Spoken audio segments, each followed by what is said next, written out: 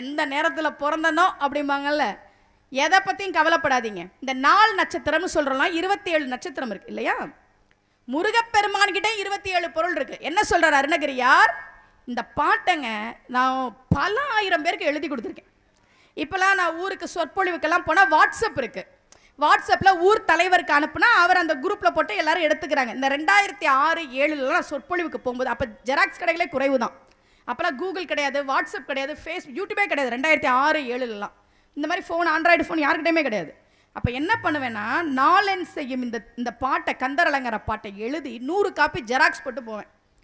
நீங்கள் சாமியே கும்பலனாலும் பரவாயில்ல, கோவிலுக்கே போலனாலும் பரவாயில்ல, முருகனை நினச்சி தினமும் இதோட சொல்லுங்கள், உங்கள் வாழ்க்கையில் நல்லது நடக்கணும். பல பல பல பல ஆயிரம் பேரை இந்த பாட்டை நான் படிக்க வச்சுருக்கேன். அந்த ஒரு புண்ணியம் எனக்கு உண்டு, உங்களுக்கு சொல்கிறேன்.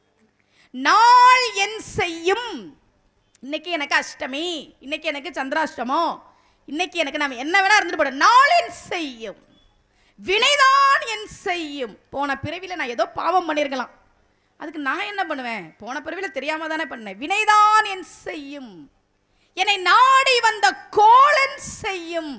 உன்னை என்ன பண்றேன் பாரு, சனி தேடி வருதான், குரு தேடி வருதான், சுக்கிர தோஷம் தேடி வருதான், வா எனக்கு என்ன பிரச்சனை? அருணகிரியார் கேட்கிறார், நாள் என் செய்யும், வினைதான் என் செய்யும், என்னை நாடி வந்த கோலன் செய்யும், கொடும் கூற்று என் செய்யும். யமன் கூட வரட்டுண்டா என்ன தேடி, ஒன்றும் பண்ண முடியாது. ஏன்?